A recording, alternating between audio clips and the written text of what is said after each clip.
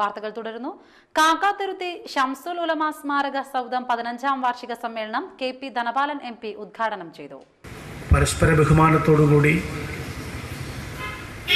ഓരോ സംഘടനയിലും മതങ്ങളിലും സമുദായങ്ങളിലും പെട്ട വിശ്വാസികൾക്ക് മറ്റു മതങ്ങളെയോ സമുദായങ്ങളെയോ നിശ്ചയിക്കാതെ തന്നെ തങ്ങളുടെ ആശയപ്രചരണം നടത്തുക എന്നുള്ളതാണ് ഒരു ജനാധിപത്യ സമൂഹത്തിൽ ഏറ്റവും കരണീയമായിട്ടുള്ളത്. നമുക്ക് പറയാനുള്ള കാര്യങ്ങൾ ജനമധ്യത്തിൽ അവതരിപ്പിച്ചുകൊണ്ട് ജനങ്ങളുടെ പിന്തുണയും സ്നേഹവും ബഹുമാനവും ആദരവും പിടിച്ചു വാങ്ങുക. ഒരുപക്ഷെ നമ്മുടെ ആശയങ്ങൾ പറയുമ്പോൾ വിമർശനങ്ങൾ ഉണ്ടാകാം, അതൊക്കെ സ്വാഭാവികം മാത്രമാണ്. പക്ഷെ ആരെയും നിഷിക്കാനും നിഷേധിക്കാനും ഉള്ള ഒരു സമീപനം നമ്മുടെ സംസ്കാരത്തിന് ചേർന്നതല്ല. ഭാരതീയ സംസ്കാരത്തെ ഉൾക്കൊണ്ടുകൊണ്ട് തന്നെ ഇവിടെയുള്ള എല്ലാ മതങ്ങളും അവിടെ വിശ്വാസ പ്രമാണങ്ങളെ സമൂഹത്തിലെത്തിക്കുവാനും എല്ലാ മതങ്ങളും ഉദ്ഘോഷിക്കുന്ന നന്മയും സ്നേഹവും സൗഹാർദ്ദവും സഹോദര്യവും സമൂഹത്തിലെത്തിച്ചു കൊടുക്കാനുള്ള പ്രവർത്തനങ്ങളിൽ അഡ്വക്കേറ്റ് ഓണംപിള്ളി മുഹമ്മദ് ഫൈസി, ഷംസുൽ ഉലമ EK അബൂബക്കർ മുസ്ലിയാർ അനുസ്മരണ പ്രഭാഷണം നടത്തി. KM യൂസഫ് മുസ്ലിയാർ അധ്യക്ഷത വഹിച്ചു.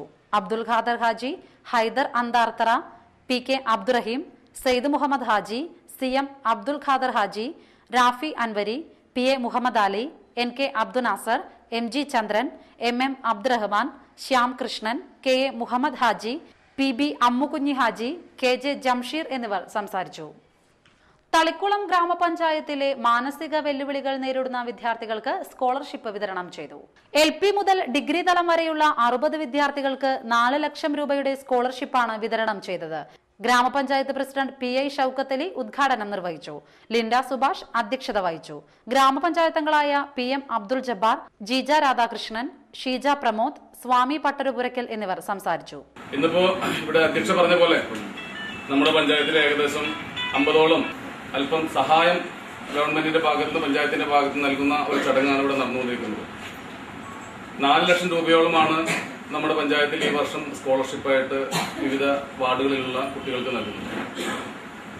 കഴിഞ്ഞ വർഷത്തെ നമ്മുടെ പദ്ധതിയിൽ പഞ്ചായത്തിൽ നിന്ന് ഒരുപാട് ബുദ്ധിമുട്ടി മറ്റു പഞ്ചായത്തുകളിലും ജില്ലക്ക് പുറത്തുമൊക്കെ പോയി പഠിക്കുന്ന വിദ്യാർത്ഥികൾക്ക് നമ്മുടെ സ്കൂളിൽ തന്നെ പഠിക്കുന്നതിന് വേണ്ടി 17 ലക്ഷം രൂപയോളം ചെലവ് ചെയ്തുകൊണ്ട് ഒരു സ്കൂൾ പണി തീർത്തിട്ടുണ്ട്. അടുത്ത ദിവസത്തിനായിട്ട് ആ സ്കൂളിന്റെ പണി കഴിഞ്ഞ് ഉദ്ഘാടനം നടക്കാൻ പോവുകയാണ്. അവിടേക്കുള്ള പുതിയ അധ്യാപകന്മാരെ നമ്മൾ അടുത്ത ദിവസങ്ങളിലായി നിയമിക്കും. ഇവിടെ വന്നിട്ടുള്ള വിദ്യാർത്ഥികൾ ഇനി ബുദ്ധിമുട്ടി പുറത്തു പോയി പഠിക്കേണ്ട ഒരു അവസ്ഥ വരുന്നില്ല. നിങ്ങൾക്ക് പഠിക്കുന്നതിന് വേണ്ടി തളിക്കുളം പഞ്ചായത്തിന്റെ ബഡ്സ് സ്കൂൾ എന്ന നാമത്തിൽ നമ്മുടെ സ്കൂൾ ആരംഭിക്കുകയാണ്. ഈ ജൂൺ മാസത്തോടു കൂടി ആരംഭിക്കുകയാണ്.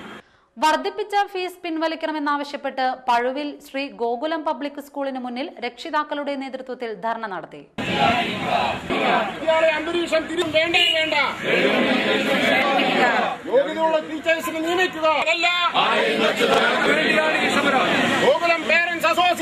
ഗോകുലം പേരന്റ്സ് അസോസിയേഷൻ പ്രസിഡന്റ് ചിത്ര സിംഗ് ധർണ ഉദ്ഘാടനം ചെയ്തു. സെക്രട്ടറി സജീവ് അധ്യക്ഷനായി. വിവിധ കക്ഷി നേതാക്കളായ ശോഭ സുബിൻ, PR സിദ്ധൻ, മണികണ്ഠൻ എന്നിവർ സംസാരിച്ചു.